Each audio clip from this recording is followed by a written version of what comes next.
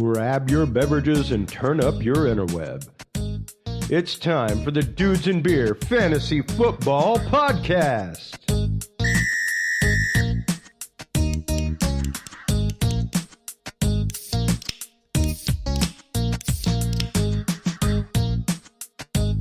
Fantasy freaks and geeks, what is up? Welcome to the Dudes and Beer Fantasy Football Podcast. I am Matt McPeak. I'm riding solo this week. It's all right. It's all good. It's Wednesday, August 29th. We're through the first three preseason games. So, we've seen the starters play. We've seen what we need to see. Guys have either earned their roles or they lost their roles. So, we are right in the middle of the busiest week in fantasy football, which is draft week. I know last week I said we were going to do an episode on just receivers. Last week's episode was on just running backs, but this week's been crazy. We just haven't really had enough time to really prepare enough for an all-wide receiver episode, but it's all right. It's all good, okay? I thought maybe this episode we could talk about some of the things I've seen in the drafts that I've done so far. I've been in 3 drafts so far, and I actually sat in on a friend's draft.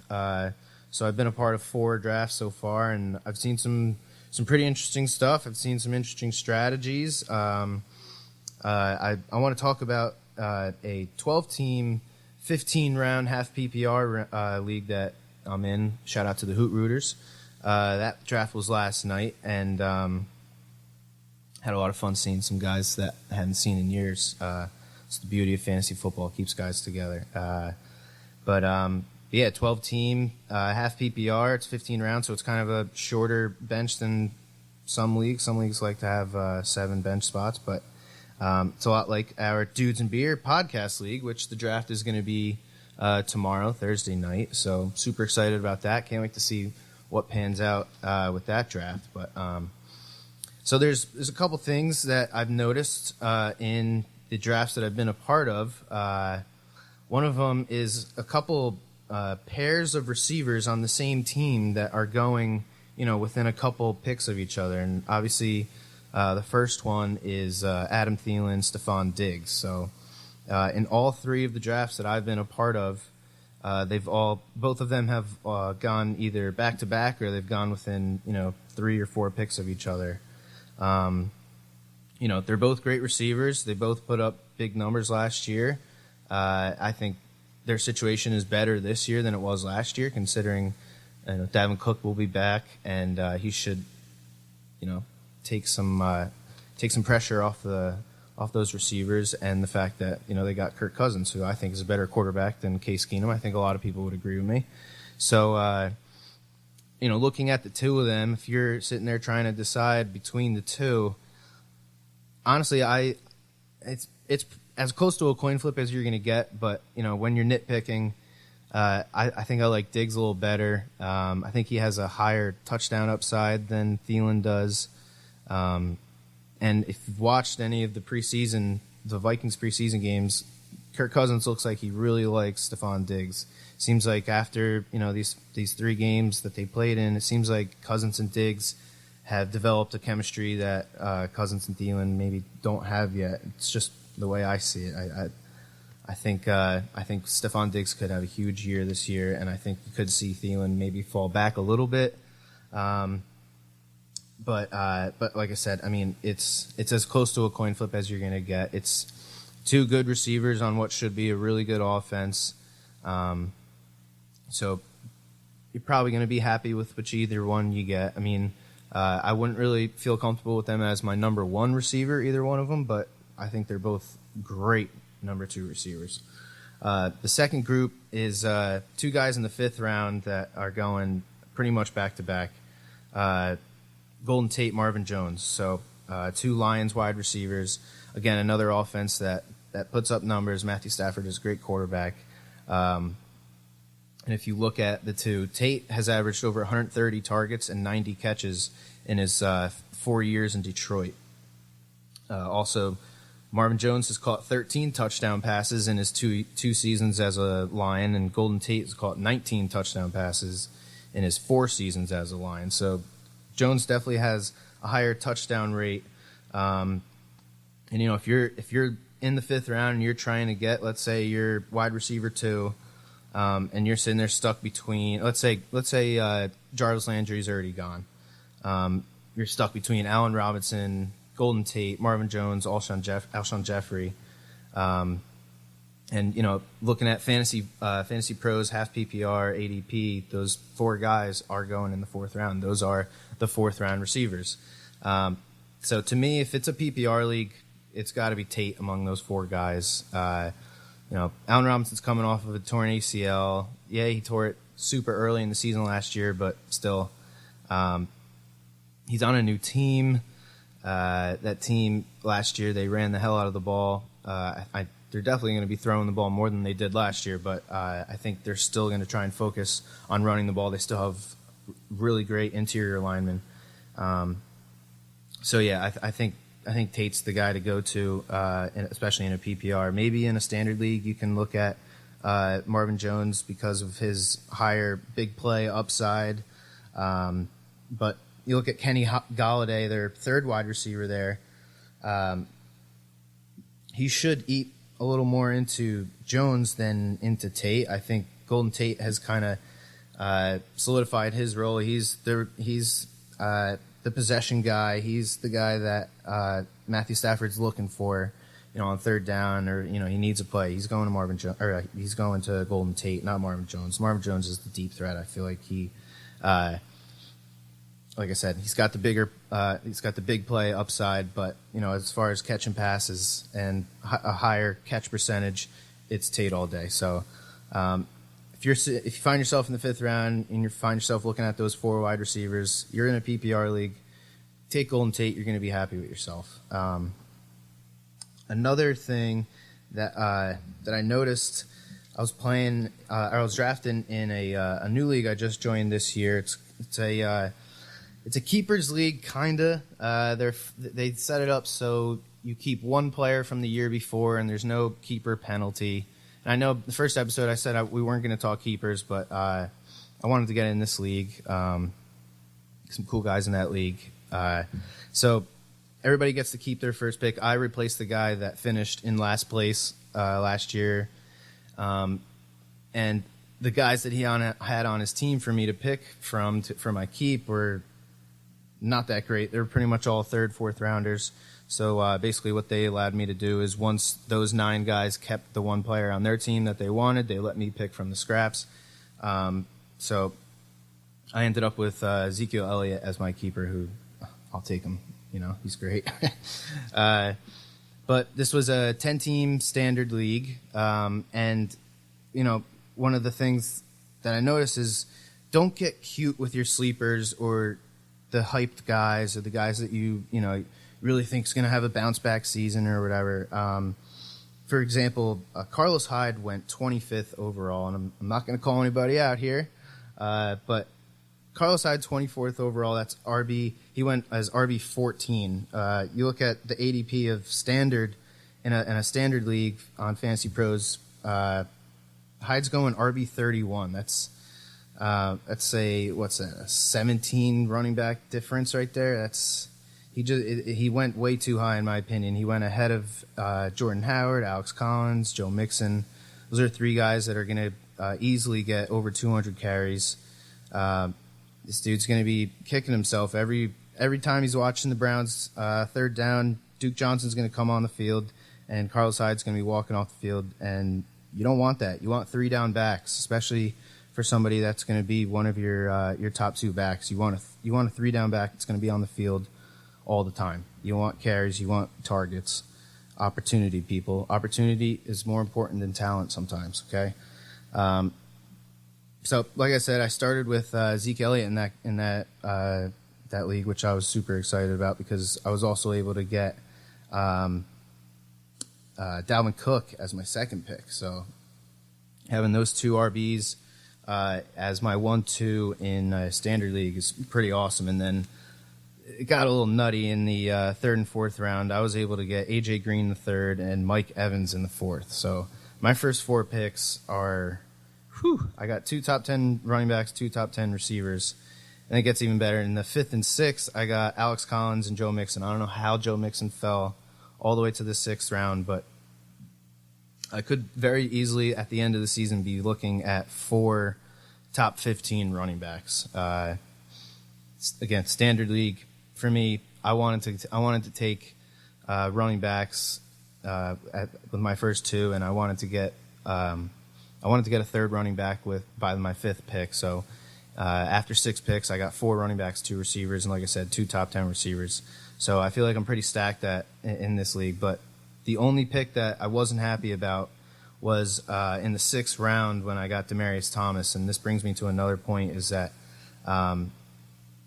if you have a guy that you want, guy that you've been talking about, guy you've seen some stuff, read some stuff, if you want him and you check the ADP, look around, do a mock draft, and he's going at a certain range, don't convince yourself when you come up in that pick, in that spot, that he's still going to be available for you. The example I'm going to go to is Kirk Cousins. I'm super high on Kirk Cousins. I think he's going to have a great year. I was talking about Diggs earlier, but Cousins for the past 3 years has been a top 8 fantasy quarterback. He's on a much better team now. I really like Kirk Cousins. I think he's going to be great. And I wanted him as my QB, and I was sitting there at the 7th pick, the 7th round. By this time, we've already seen 8 quarterbacks go. So, yeah, it's a standard league, but in the first 6 rounds, 8 QBs gone. I was like, damn, I gotta start thinking about QB here in the 7th, and I'm looking at the teams that went before me, and every one of them had a quarterback. So I'm like, there's no way that one of these guys is going to take their second quarterback in the 7th round. I've never seen that. I don't think most people would do that. But so I convinced myself that I would be able to come back around and get Kirk Cousins in the 8th round. So I picked Demaryius Thomas in the 7th. So he's my 3rd receiver. Not too crazy about it, but like I said, I got 2 top 10 receivers. I couldn't be happier with the first 6 picks of my draft. But I wanted Cousins, and I convinced myself he was going to be there for me in the 8th round. And what do you know? He was not. He went 82nd overall. He went to the Russell Wilson owner, which was puzzling to me. In your first 7 picks, you take 2 quarterbacks, and I think he was the only guy in the league that also had. He took Roethlisberger as his last pick, so he had 3 quarterbacks. Interesting, but to each his own. He wanted those guys, and he went and got them. So, on one hand, don't reach for sleepers or guys that you're super high on, like Carlos Hyde. But at the same time, don't convince yourself that a guy is going to be available to you in the next round. If you think it's time to pull the trigger, if your instincts tell you it's time to pull the trigger on a guy that you want, get him. Don't set yourself up for failure in the middle of the draft, because I feel like the middle of the draft is when you can you're going to have to adjust, and you're going to have to look at who's going before you and who's going after you. And if you think it's time to get a guy that you've been targeting, then pull the trigger and get him. So those are a couple things I noticed in a couple of the drafts that I've been a part of so far. I'm going to go get another beer, and when I get back, I'm going to tell you guys about what happened in my 12-team league last night. That I've kind of had this theory going and doing all this prep work and all this mock drafting and whatnot. And what do you know, it came to fruition right in the middle of my draft. So when I come back, I'll tell you guys all about it.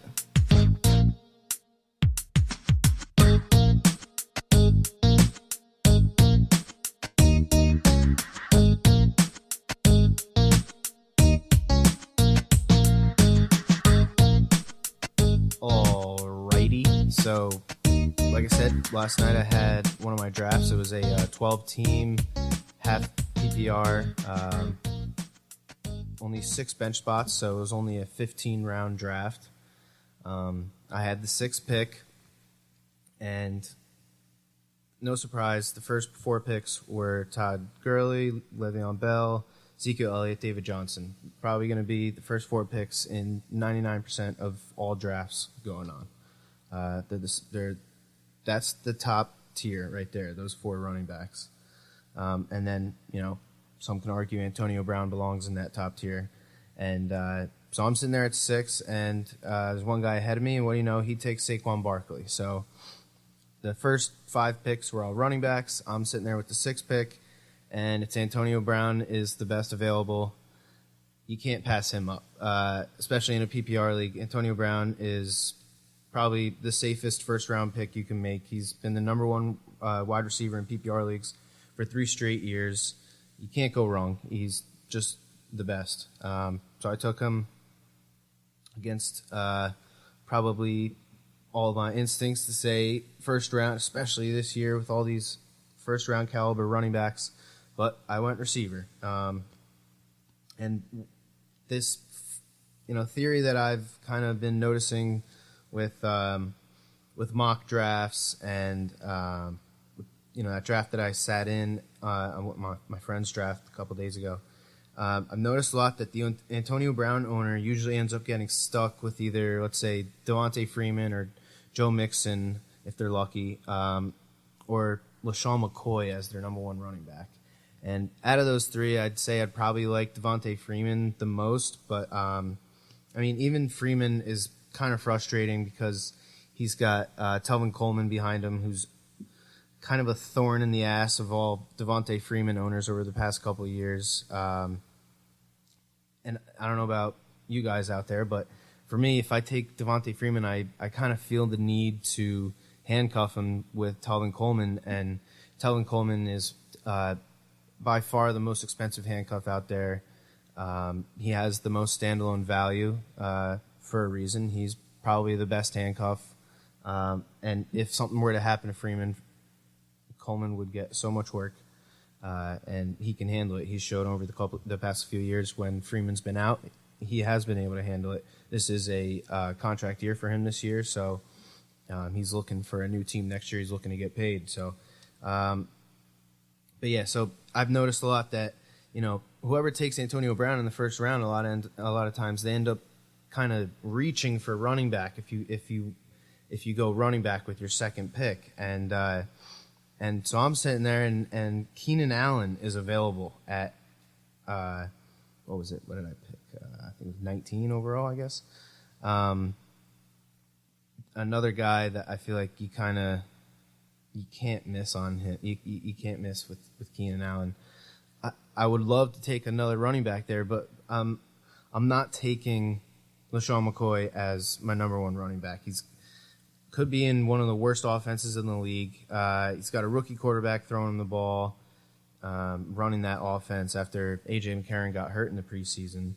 The O-line looks pretty bad. It might be one of the worst O-lines in the league. They're down 3 linemen from last year. It doesn't look good for him, especially, and then not to mention all the legal issues that he finds himself in. I haven't really heard too much about what's going on with him in that, so it probably isn't as much of a concern as some people might think it is. But just looking at his play on the field and the situation he's in with his team, I don't like LeSean McCoy at all.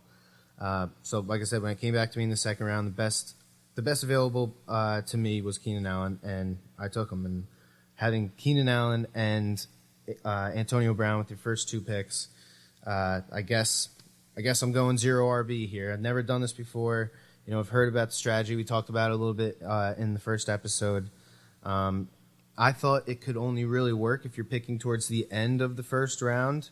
That way, you get pretty much 2 top 5 receivers. But it's starting to seem like maybe that can also work in the. It could also work for the Antonio Brown owner, who's picking usually right in the middle of the draft, or in the middle of each round, right? So, so then in the 3rd round, I figured, let's keep this 0 RB thing going, and I took Zach Ertz. So now I have 3 elite pass catchers. I have top 3 tight end in Zach Ertz, who could finish as the number 1 tight end at the end of this season with Gronk's injury history, and with the situation that Travis Kelce is in with a new young quarterback, who generally younger quarterbacks tend to lean on the tight end more, but this dude's different. Patrick Mahomes, he wants to throw the ball down the field. He's not looking to dump the ball off short and shallow. He wants to throw the ball down the field. So I could easily see Zach Ertz being the number one tight end at the end of the season. So I'm super happy with those first 3 picks. Yeah, I would have loved to have a running back, but, I mean, in a PPR league, Antonio Brown, Keenan Allen, Zach Ertz, it's pretty damn good. So the 4th round comes, and I'm seeing Derrick Henry and Alex Collins, and all that is me said, you have to get one of these running backs. You can't pass on a running back and wait until the 5th round. So honestly, I think I'm a little higher on Collins than I am on Derrick Henry in a PPR league. If it was standard, I think I'd take Henry over Collins, but with Derrick Henry having Dion Lewis probably taken away the majority of pass routes from him, I think Collins could end up catching more passes.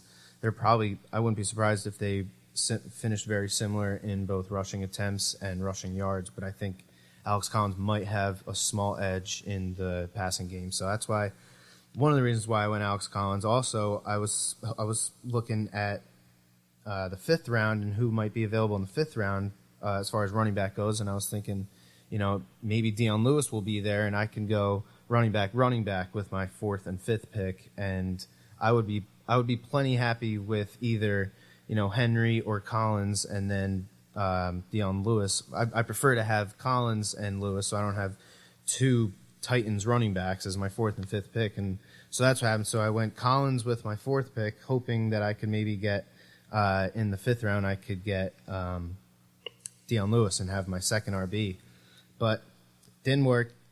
Missed out on Dion Lewis, so I'm sitting there in the 5th round, and I notice none of the quarterbacks have went yet, and part of this whole 0 RB thing is you really want to focus on the other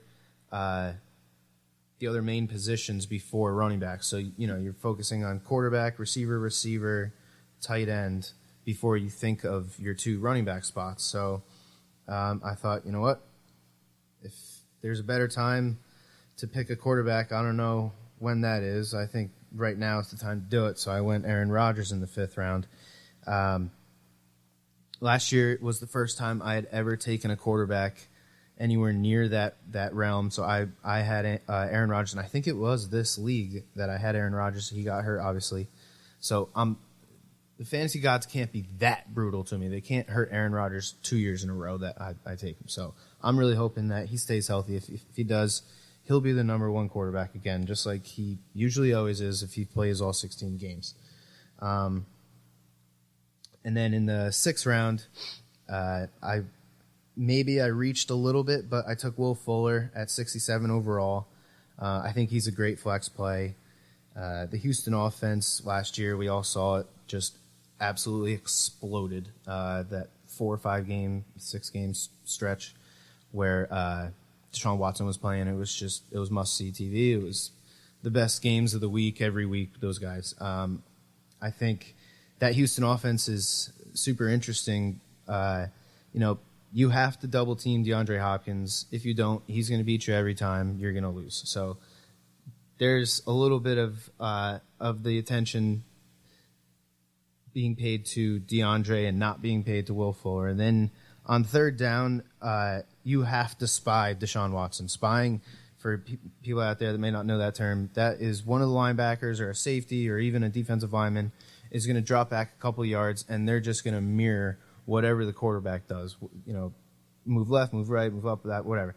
He's going to mirror the quarterback, because if you let Deshaun Watson drop back, go through his progressions and on 3rd down say, yeah, I'm going to run for the 1st down, he's going to beat you every single time. So that's 2 players on defense that are going to be paying absolutely no attention to Will Fuller. I think Will Fuller is going to end up with some of the most single coverage in the league this year, and I could see him just feasting on 3rd down. So, I'm really happy about Will Fuller as my main flex play. I think besides the Tyreek Hill, Patrick Mahomes combination, I don't know if there's a better deep threat combination in the league besides Watson and Fuller. So after the first 6 picks, I have, Antonio Brown and Keenan Allen, probably the best tandem of receivers in the league. I haven't really looked at every other team in that league to see,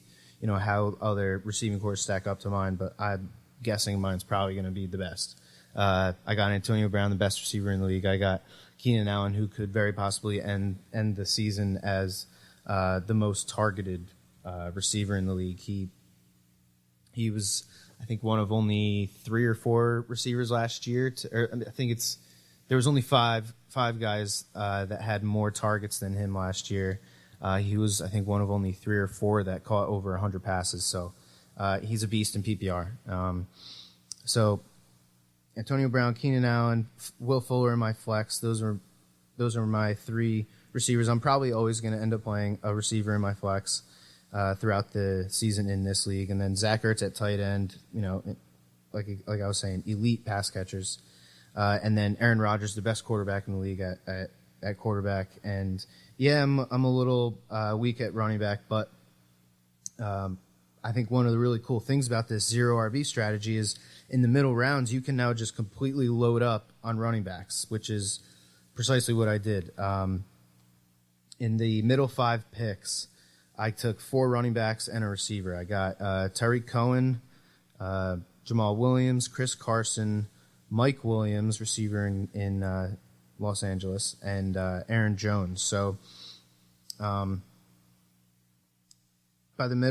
the end of these middle 5 picks, I now have essentially the Green Bay running backs. I'm not worried at all about Ty Montgomery. I think last year he showed that coaching staff that he can't hold up to a running back's workload. They tried to convert him from a receiver. I think they're gonna. I don't know how they're gonna be able to give him any more than maybe 5 carries a game and expect him to last the season. They have 2 great running backs. They're going to use those 2, and I have both of them on my team. So, Aaron Jones is looking at that 2-game suspension. Jamal Williams should be the bell cow in the first 2 weeks. So I'm looking to get off to an early start with Jamal Williams and Alex Collins as my 1 and 2 running backs. And then, throughout the season, if Aaron Jones emerges as the better running back in Green Bay, which I think he is, I'll have either one of those. So I'll have the Green Bay backfield. I'll have Alex Collins as my 1-2. And then for running back depth, I have Chris Carson, who should be the lead back in Seattle, at least in the beginning of the season, with Rashad Penny having this finger or hand injury thing that he's got. And then I did something I don't think I'd ever do again, or unless the situation called for it. Something I've definitely never done in the past. But I took 2 receivers that are on the same team. So my second pick, Keenan Allen, Los Angeles Chargers, and Mike Williams, who I got. What was that? The 10th round. So I kind of look at it as a handcuff almost, because God forbid if Keenan Allen does go down. I have Mike Williams, who should hopefully step in and take a huge portion of that target share that used to go to Keenan Allen. It will hopefully now go to Mike Williams.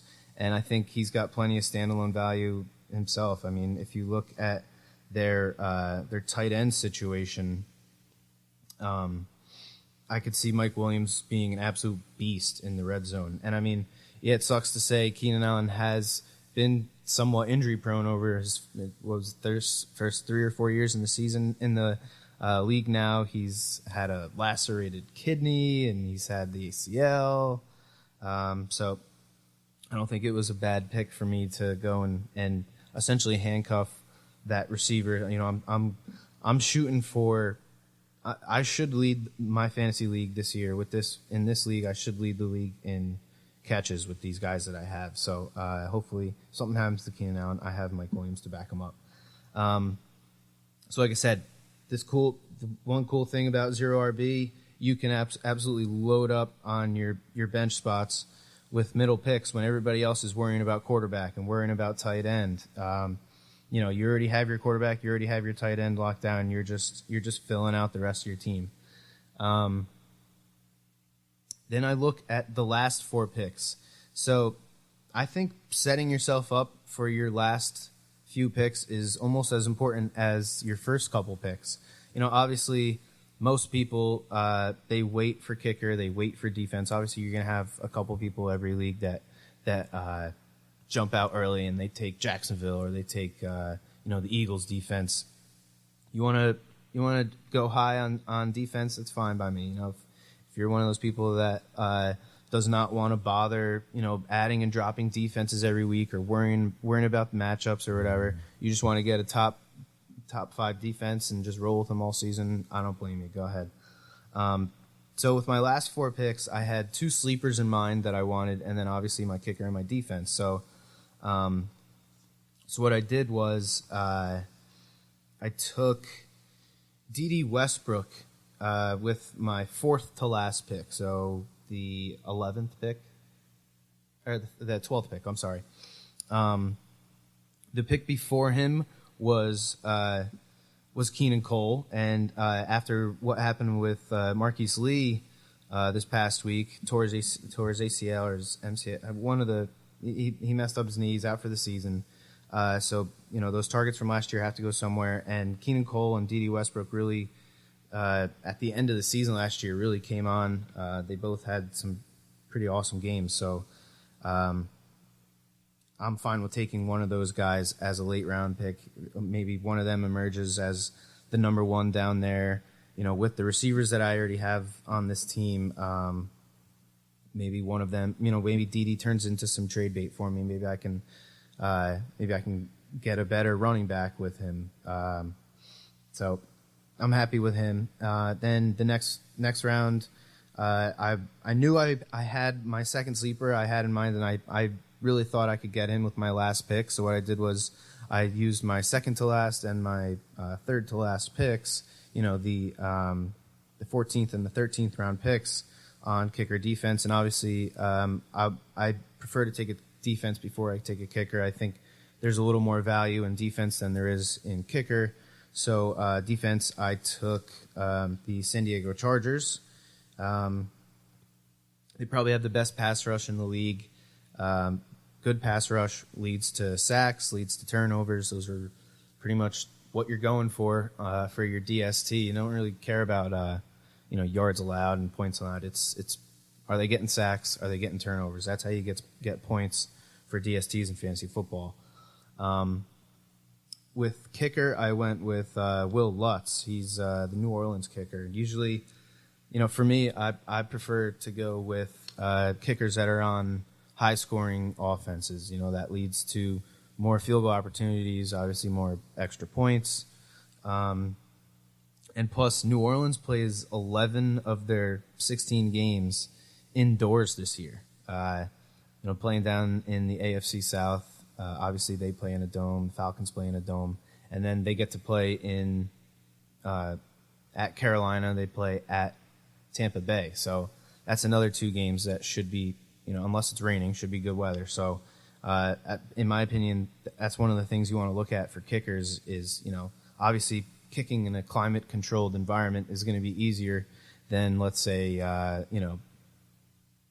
kicking in the snow and the rain of Buffalo or up in Chicago or Green Bay. So took my kicker, second to last, and then with my last pick, I got my boy Austin Eckler, rookie from last year, another Charger. So I'm pretty. Just came to the realization I have a lot of Chargers on my team, but that's okay. They should be a good team. So I've heard reports coming out of LA that Austin Eckler could be used in the Danny Woodhead role from a few years ago, which means lots of targets, lots of opportunity. I'll take him with my last pick. Your last pick is a throwaway pick. Take somebody that you're high on, somebody that you're excited about, somebody that you've heard good things about, maybe, or somebody that you've seen in the preseason make some plays. Don't be afraid to reach there. That's it's your last pick. Most likely, that's going to be the first person you cut when it comes time to fill a bye week or somebody gets hurt, or after 2 or 3 weeks, maybe somebody emerges throughout the league. So don't be afraid to reach there. Take somebody. To me, the last round is always exciting to see who takes who with their last pick. See where people's heads are at. So that does it for this episode of the Dudes and Beer Fantasy Football Podcast. Thanks a lot for tuning in. Starting next week, we have our weekly previews. So definitely tune in for that. Week 1 should be fun. Week 1 always feels kind of like a playoff game. Opening week, it's great. So get excited because I'm pumped for it. I can't wait. It's going to be an awesome season. And like I said, thanks again for tuning in. We'll catch you guys next week. Thank you for listening to this episode of the Dudes and Beer Fantasy Football Podcast. To listen to our episodes or chat with us live, download the official Dudes and Beer app, available on Android and iDevices, or visit us online at dudesandbeer.com. You can also find all of our episodes on Breach.tv, iHeartRadio, Spreaker, SoundCloud, or your favorite podcast service. Dudes and Beer is a proud member of the HC Universal family of podcasts. For more about our sponsors, podcasts, and other content, visit hcuniversalnetwork.com or download the free HC Universal Network app. Thanks for listening, everybody. And until next time, drink responsibly.